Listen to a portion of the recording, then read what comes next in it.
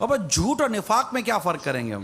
دل میں کچھ اور زبان پر کچھ. اوہ ماشاءاللہ، آپ سے مل کر بڑی خوشی ہوئی. اگر دل میں اس کے خوشی نہیں ہوئی تو یہ کہنا کیسا کھلا جھوٹ ہوا کہ نہیں. آپ کے وہ والد صاحب کا انتقال ہو گیا، مجھے سخت افسوس ہوا. پھر مزید اگر وہ جھوٹ بولنا ہے تو بولے گا کہ یار میری تو نیند اڑ گئی، یار میری تو نگاہ میں تمہارے والد صاحب پھرتے ہیں. جھوٹ در جھوٹ در جھوٹ، کوئی پکڑ نہیں ہے اس کی. عین ممکن ہے کہ واقعی ایسا ہو، اور اگر نہیں ہے تو پھر وہ 5-10 جھوٹ اس کے ذمے لگ گئے. آخرت میں یہ جانے اس کے جھوٹ جانے. یہاں ایک عوامی سوال کروں. لبیک. اب لوگوں کی دل جوئی، لوگوں کو اچھا لگنا، اس کے ایک اپنی کہتے ہیں کہ کہیں کہیں اہمیت. اب اگر کوئی اس طرح کے جملے استعمال کرتا ہے اور نیت اس کی یہ ہے کہ یار اس کو اچھا لگے گا. اب کسی کے والد کا انتقال ہوا، یار آپ کے والد کا انتقال ہوا، واقعی یار بہت صدمہ ہوا ہے، عجیب ہو گیا ہے، یوں کر کے تھوڑا سا بنا کر رہا ہوں. نہیں ہے، میں بنا کر رہا ہوں کہ اس کو اچھا لگے گا، یار واقعی یار میرے والد صاحب کے جانے کا اس کو بھی صدمہ ہوا ہے. اب یہاں پر مطلب نہ مجھے اس سے دولت لینی ہے،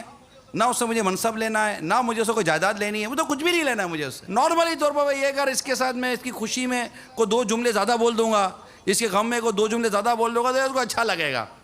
تو کیا یہ نہیں کر سکتے ہم لوگ؟ محتاط جملے بولے اور چہرے پر غم کے آثار لانا، یہ تو امام غزالی نے لکھا ہے کہ کسی غمزدہ سے جب تعزیت کرے تو اپنے چہرے پر غم کے آثار پیدا کرے. اس میں تو حرج نہیں ہے غم کے آثار چہرے پر لانے میں. اب اس کی وجہ کیا؟ زبان کے الفاظ نہیں، وہ اس کی وجہ کیا؟ دیکھیں، غم کے آثار میں چہرے پر لاؤں کیوں؟ کہ اس کو محسوس ہو کہ یہ میرے غم میں شریک ہے. اب اس کے لیے میں اپنی کیفیت بناؤں.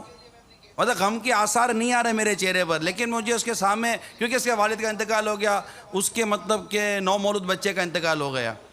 جب میں اس کے لیے اگر اپنے چہرے پر کچھ آثار لانے کی اگر مجھے اجازت آپ دے رہے ہیں، تو مجھے اس کو اچھا لگنے کے لیے، اس کی کوئی مطلب قلبی تسکین کے لیے زبان پہ کوئی کلمات لانے کی اجازت کیوں نہیں دی جا رہی؟ جتنا حجت الاسلام امام غزالی علیہ رحمۃ اللہ الوالی نے اجازت دی، اتنی اجازت سمجھ میں آتی ہے. واقعی میری طرف سے تو میں کیا کہہ سکتا ہوں یار، کیونکہ اب یہ سمجھ میں آتا ہے کہ اگر کسی کے یہاں غم ہوا اور ہم ہنستے مسکراتے پہنچے تو جو اس کے دل پر قیامت ٹوٹے گی اور اس کو جو ایذا پہنچے گی، اس ایذا سے بچانے کے لیے آدمی چہرہ گمبھیر کر لے، سیریس ہو جائے.